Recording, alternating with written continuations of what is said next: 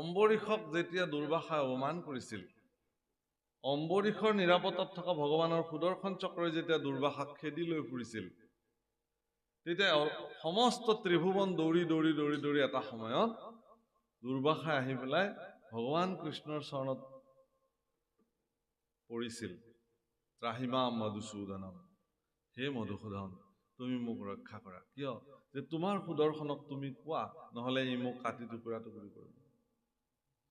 তেতিয়া ভগৱান কৃষ্ণই কৈছিল যে মই আকৌ একো ক'ব নোৱাৰিম, তুমি যিজন মোৰ ভক্তক অপমান কৰিছা তেওঁৰ ওচৰলৈ যোৱা, তেওঁ যদি ক্ষমা কৰি দিয়ে তেতিয়াহ'লে মোৰ সুদৰ্শনে তোমাক একো নকৰে। দুৰ্বাসা পুনৰ উভতি আহি পুনৰ ভগৱানৰ ভক্ত অম্বৰীষক তেওঁ কি কৰিছে? প্ৰণিপাত জনাইছে, অপৰাধ মাগিছে। তাৰপিছত সেইকাৰণে কোনো কাৰণত প্ৰভুসকল কোনো ভক্তৰ কাৰ্যক কেতিয়াও নিন্দাসূচক বাক্য কেতিয়াও দিব নালাগে। মই যিটো মাৰ্গেৰে গৈ আছো এইটোৱেই শুদ্ধ সৎ ৰাস্তা, বাকী অন্যসকলে যিটো ৰাস্তাৰে গৈ আছে সেইটো শুদ্ধ সত্য নহয়, এনেকুৱা মনোবৃত্তি কেতিয়াও ল'ব নালাগে। ভগৱানক কোনে কেনেকে ভজনা কৰি পাইছে এই কথা আপুনি মই নাজানো। ভাৰতবৰ্ষত আজিৰ তাৰিখত এটা বিশেষ অনুষ্ঠান চলি আছে, আপোনালোকে সকলোৱে জানে, শুনি আছে। তীৰ্থৰাজ প্ৰয়াগত কুম্ভ মেলা চলি আছে এই মুহূৰ্তত। কেতিয়াৰ পৰা আৰম্ভ হৈছে? মাঘৰ সংক্ৰান্তিৰ পৰা, অৰ্থাৎ মকৰ সংক্ৰান্তিৰ পৰা কুম্ভ মেলা আৰম্ভ হৈছে। মহাশিৱৰাত্ৰিৰ দিনা কুম্ভ মেলাৰ সমাপ্তি ঘটিব। প্ৰায় ৪৫ দিনীয়া এটা পৰিক্ৰমা। তাত সমগ্ৰ ভাৰতবৰ্ষৰ ঋষি মুনি ভক্ত সন্যাসী সকলোবিলাক তালৈকে গৈছে, তাত গৈ আছে। তাত গোটেই কেইদিন তাত থাকিব তেওঁলোক, স্নান পান কৰি তেওঁলোকৰ সাধনা তেওঁলোকে কৰিব। এইটোক কল্পবাস বুলি কয়, কল্পবাস, কল্পবাস ব্ৰত বুলি কয়। কল্পবাস মানে হ'ল যে কলি যুগৰ বয়স হ'ল ৪,৩২,০০০ বছৰ, দাপৰ যুগৰ বয়স ৮,৬৪,০০০, মানে কলিৰ দুগুণ। ত্ৰেতাৰ যুগৰ বয়স দাপৰৰ দুগুণ, সত্য যুগৰ বয়স ত্ৰেতাৰ দুগুণ। এই গোটেইখিনি বয়স লগ কৰিলে এক মহাযুগ বোলে। এনেকুৱা ১০০০টা মহাযুগক এক কল্প বোলে। অৰ্থাৎ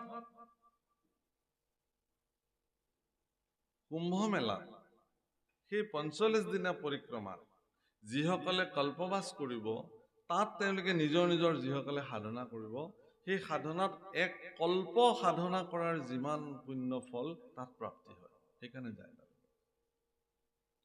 বহুতে প্ৰশ্ন কৰে যে তাত কি কৰিব গৈ পেলাই?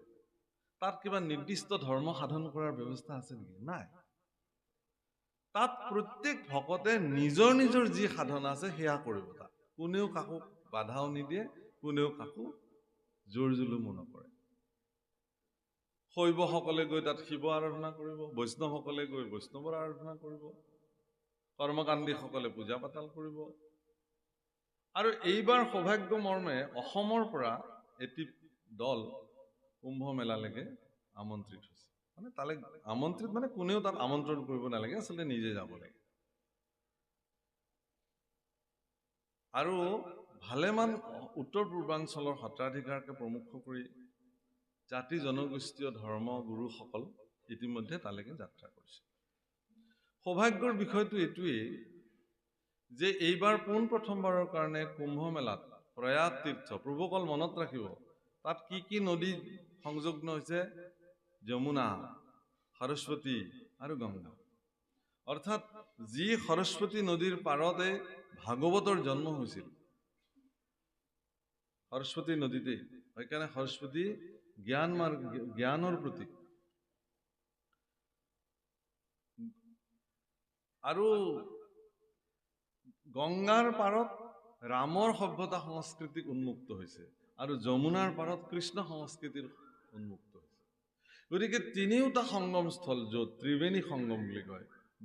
বেণী মানে আচলতে আমাৰ আইসকলে যে চুলি গাঠে বেণী, তাত আপোনালোকে চাবচোন চুলিখিনিক তিনিটা ভাগ কৰি লয়, আৰু সেই তিনিটা ভাগ কৰি লৈ যেতিয়া বেণীডাল গুঠি আহে, তেতিয়া আপুনি যিফালৰ পৰাই নাচাওক কিয় তাত মাত্ৰ দুকোচা চুলিহে দেখা যায়, দুটা ধাৰা দেখা যায়, তিনিটা ধাৰা নেদেখে।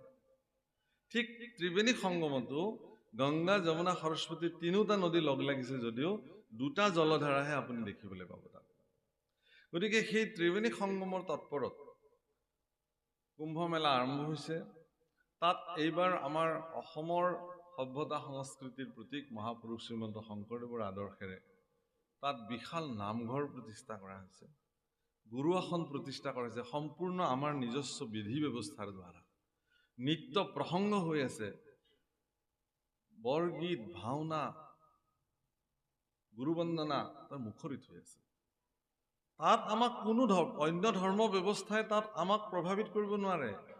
আমি প্ৰয়াস কৰিম যে শংকৰ মাধৱৰ যি সংস্কৃতি, সেই সংস্কৃতি আমি তাত প্ৰদৰ্শন কৰি সৰ্বভাৰতীয় পৰ্যায়ৰ অন্যান্য সন্তসকলেও আমাৰ অসম বা উত্তৰ পূৰ্বাঞ্চলত যি ধৰণে ধৰ্ম ব্যৱস্থা প্ৰৱৰ্তি আছে গুৰুজনাৰ দ্বাৰা আদৰ্শ, সেয়া তেওঁলোকে দেখক, চাওক। উদ্দেশ্য এইটোহে।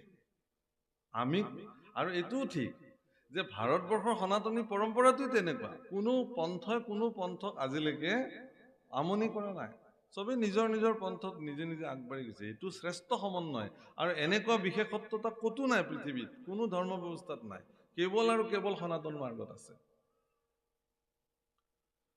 গতিকে তাত কিহৰ কাৰণে যে প্ৰতি 12 বৰ্ষৰ অন্তৰে অন্তৰে প্ৰয়াগৰাজ তীৰ্থৰাজত কুম্ভ মেলা হয়। এইকাৰণে হয় যে এইটোক পূৰ্ণ কুম্ভ বুলি কয়।